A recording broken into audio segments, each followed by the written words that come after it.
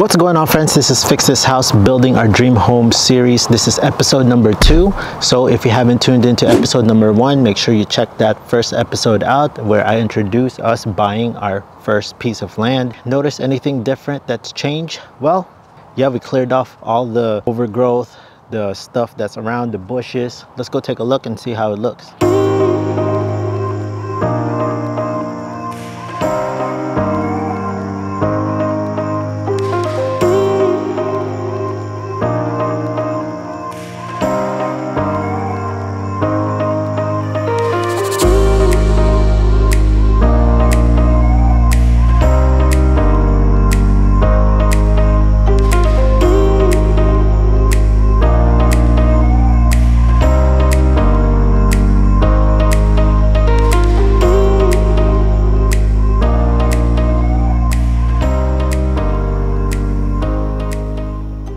I'm gonna cut a little bit more out here. I kind of want to expose the woods, so we're gonna go trim more on this edge. But we did some trimming, cleared off a bunch of those ivy, those vines. They were crawling and growing everywhere, but it is a lot cleaner now. Notice how you can see the fence a lot better, and this is the top tier. The bottom tier, second tier, you can see that it is a lot cleaner now. Look what I've discovered. Some buckets. I don't know what's inside these buckets here. Scary it is on this edge. This is about a 20-foot drop right there. We have to build a fence on top here. We're gonna try to put a nice grassy patch area. Put like a fire pit here somewhere, so while you're sitting down you got a good view of the mountains over here. We're just pretty much just dreaming right now, but our ideal thing is to have a fence here just for safety. Only this ivy got cleared, got a little wider. Definitely a lot of greenery. We live at the very end, so it's very quiet here. That's why we chose this lot, because this were pretty much the end lot. We're at the very top, no houses here, all greenery. But we did hear some rumors that probably in the near future or somewhere in the future they might be building $1 million homes here because of that view. Hopefully not, but I hope that doesn't happen because we want to keep our privacy. We'll increase the lot's value, but privacy is everything for us. Given we do have some developments on the other side, but what's weird is to get to the other side, you have to go all the way like miles around to get to that back development over there. Overall, we have good distance from each of our neighbors around here. We're not too close, but yet not too far as well. Kind of wish that the front house is a little bit further out, but it is what it is. It's a lot of holy molies living out here. We are on a 30-day feasibility. If you haven't watched my first video, check out that link on the top. But just to make it a quick recap, 30-day feasibility means that we have 30 days to make sure that this land is able to get utilities, water, power, sewer, or septic. Right now, what I'm going to discuss to you in this episode are the problems we are encountering right now. Let me get straight to the point. I want to talk to you about the biggest hurdle that we are encountering at the moment right now, and that is zoning. So if you're unfamiliar, when you're buying land, or if you already live in a piece of property, you are classified in different zones. In this zone, with the property that we're buying now, this is located on an urban low residential zone. So that means that this per acre, the county wants 5 to 9 dwelling units on this acre. So since this is only half an acre, the minimum that we can have for dwelling unit is 2. Meaning that we might have to end up spending more on the house so that we can build 2 dwelling units, like a townhome, to build up here. And that's not what we want. We want to just build a single dwelling family home here. Our neighbor at the front, they are a single dwelling unit. Back in, I believe, 2000, year 2000 and something, only required for this area to have 1 single dwelling unit home. But since over time, again, this is a good thing to know, that over time the zoning in your county or wherever you're living constantly changing. So now this qualifies for a 2 dwelling units minimum, 2 to 5. That is the biggest one that we came across, and that pretty much almost ended us pretty much declining this offer and not going through and pretty much lose the land altogether, because we don't want to deal with that. But fortunately, we were able to talk with our builder and an engineer. Now, this is very important. you want to go and hire an engineer or talk with your realtor, builder, and make sure that you look around for an engineer that can verify that your buildable area is actually on the right zone, meaning that you can still probably prove that you can build one single family here. And that's what happened with our land at the moment. This land technically is half an acre, but like what I mentioned before, the only buildable spot up here is mostly steep, and the top area is only 9,000 square foot of buildable space up here. When we talked with our engineer, they said that, hey, once you go to the permitting process, this should be no issue. We can qualify for a single family dwelling unit. We actually talked with our seller and we talked about, hey, there's a possibility that this could be a 2 dwelling unit because we are on a urban low residential zone. We lowered the price, so we asked for a reduced price of $20,000. So they were selling it to us for $130K. We offered $100K.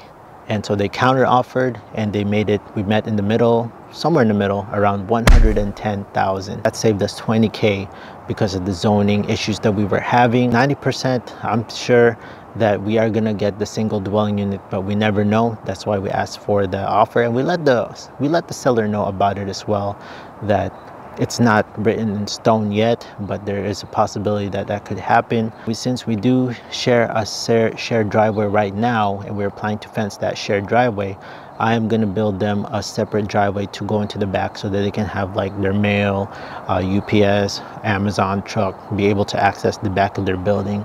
So you got to work a compromise with the seller. So it kind of worked out, you know, good for both of us. Man, it's hot out today. It's like 90 degrees out here in Washington, which is really nice, but super hot. Before we got into that resolution, we kind of thought about, hey, since the county wants us to build a 2 dwelling unit minimum here, we thought about building an ADU. An ADU is pretty much like a granny flat, in-law suite, or backyard cottage. Something like you know, when you have a home and you have a separate home nearby your home so that you can have like other people living there. That's another thing that we were putting into consideration, since we don't want to build a townhome because that's going to be super expensive. So we talked with the county about that and they said, no, ADUs will not pass. You will have to put a 2 dwelling unit on that area. But the reason why they kept saying that you need to put a 2 dwelling unit is because the county doesn't really go and look at your property physically. They only depend on the drawing itself. That's it. They look at the map, they see how big your property is, and that's how they qualify it. So make sure that you talk with an engineer again and you verify that the only buildable space, again, your space and buildable space is totally different. Make sure that you verify how much buildable space you can actually put in. Okay, so hopefully you can learn from that. If you have any questions on that, leave a comment down below and I'll be very happy to answer that for you and go in detail. Another major thing that I want to talk to you about is getting utilities to your piece of property. Now the thing that's probably going to hold up your project is getting all that utilities run and feasible to your land. Now this is probably going to be one of the biggest hurdles that you're going to get, because depending on where you're living, whether you're out there in the middle of nowhere, what are you going to have for utility?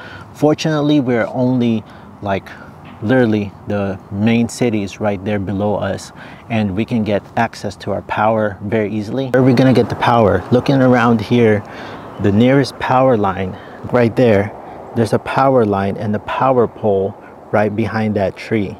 So what we're going to have to do is we're going to have the county build another pole near to our property. Probably they're going to build like a pole 5 to 10 feet back there, run a line, and from there we're going to go underground. I do not want a hanging line towards the home. Lots of trees right here, possibility one falls, you know, could damage the power line. So the best one from the county suggestion, build one up here, go down and go underground.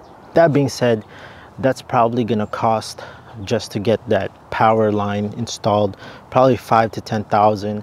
I'm not sure how much the actual cost is, but when we get to that point, stay tuned. But before I do with the build, I want to show you guys the breakdown of the prices later on, so stay tuned for the following episode on the breakdown costs of the land and everything we spent so far. Here we had 2 choices. We'd either get septic or a sewer For me, in our old home right now that we are running on septic. Nothing wrong with septic. I just wish and I just want to have sewer, because sewer is a lot less problems. You don't have to replace it every so many years. It doesn't get old, and you don't have a risk of having it blow up.